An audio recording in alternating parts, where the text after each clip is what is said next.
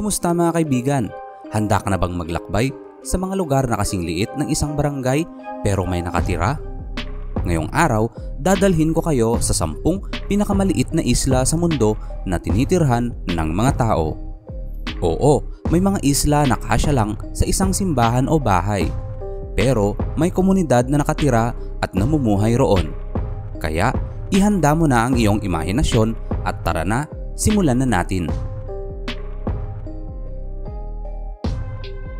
Number 10. Gospod Scarpella, Montenegro. Simulan natin sa isang isla na gawa ng tao, ang Gospod Scarpella sa Bay of Kotor, Montenegro. Ito ay isang maliit na artificial island na may kasamang simbahan at museum. Ayon sa kwento, may 2 mangingisdang nakakita ng religious icon sa isang bato sa dagat.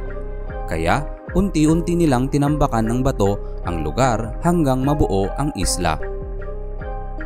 Tuwing July 22, may tradisyon ng mga lokal na magtapon ng bato sa paligid nito bilang pag-alala.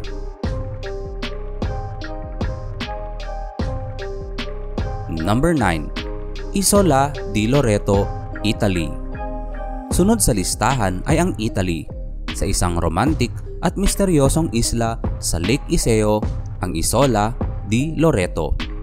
Napapaligiran ito ng berdeng kagubatan at may isang Gothic style na kastilyo. Dati itong monastery, naging private state at ngayon may ilang staff na nakatira dito. Hindi bukas sa publiko, pero isa ito sa pinakamagandang isla na makikita mo mula sa boat ride. Sobrang liit pero parang setting ng fairy tale. Number 8. Mont Saint-Michel, France. Sa France naman tayo sa sikat na Mont Saint-Michel. Mukhang isang kastilyo sa gitna ng tubig, pero may maliit na village sa loob nito, kung saan may mga taong nakatira buong taon. Kapag low tide, pwede kang maglakad papunta. Kapag high tide, napapalibutan ito ng tubig. May mga tindahan, simbahan at hotel sa loob. Parang time travel pabalik sa medieval times. Number 7. Santa Cruz del Islot, Colombia. Ngayon, punta tayo sa isang isla na sobrang siksik, ang Santa Cruz del Islot sa Colombia. May sukat lang itong 2.4 acres, pero may mahigit 500 katao na nakatira rito. Walang sariling tubig o kuryente buong araw, pero buhay na buhay ang komunidad. May paaralan, restaurant at isang community center. Para silang isang malaking pamilya sa gitna ng dagat. Number 6. Migingo Island, Lake Victoria. Sa Lake Victoria sa Africa, matatagpuan ang Migingo Island. Isang bato na pinuno ng mga bahay at bangka. Ito ay nasa border ng Kenya at Uganda. Kaya may konting tensyon kung sino ba talaga ang may-ari. Pero ang malinaw, maraming mangingisda ang nakatira rito dahil sagana sa isda ang paligid. Kahit masikip, may police station, bar at simpleng mga bahay ang mga residente. Number 5. Visovac Island, Croatia.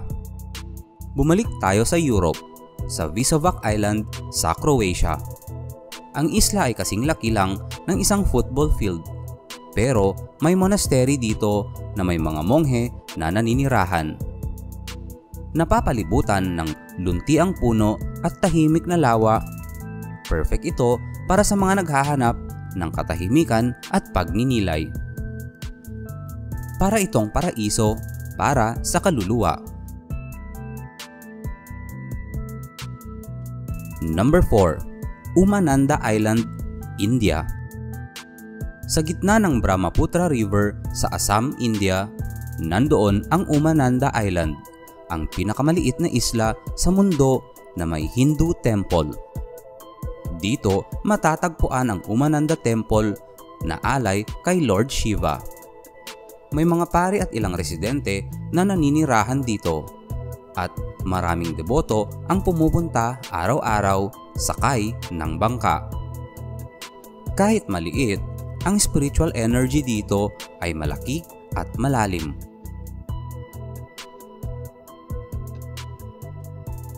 Number 3. Eastdale, Scotland. Sa Scotland, may maliit na isla na dating quarry site, ang Eastdale Island. May sukat lamang ito na 0.25 square kilometer at walang sasakyan dito. Pero may maliit na community na naninirahan at taon-taon ginaganap dito ang World Stone Skimming Championships. Tama, yun yung paligsahan na pagpapatama ng bato sa tubig na dumadampi ng ilang beses. Ito ay isang kakaibang isla na may kakaibang pamumuhay. Number 2. Little Brewster Island, USA. Sa Massachusetts, USA, may isla na kilala sa Boston Light, ang pinakamatandang aktibong lighthouse sa Amerika, ang Little Brewster Island. May isang caretaker na nakatira dito kasama ang Coast Guard. Tahimik at makasaysayan. Ang isla ay hindi lang tanawin kundi parte ng kasaysayan ng bansa. Number 1. Corvo Island, Azores, Portugal. At ang number 1, ang pinakamaliit na tinitirhang isla sa Azores, Portugal, ang Corvo Island. May populasyon lang na mahigit 400 katao at iisa lang ang bayan, ang Vila do Corvo. Isipin mo, iisang bayan, walang traffic, kilala ng lahat ang isa't isa. May airport, eskwelahan, health center at syempre napapalibutan ng nakamamanghang nature views. Kung gusto mong iwan ang gulo ng mundo, ito na siguro ang perfect island life.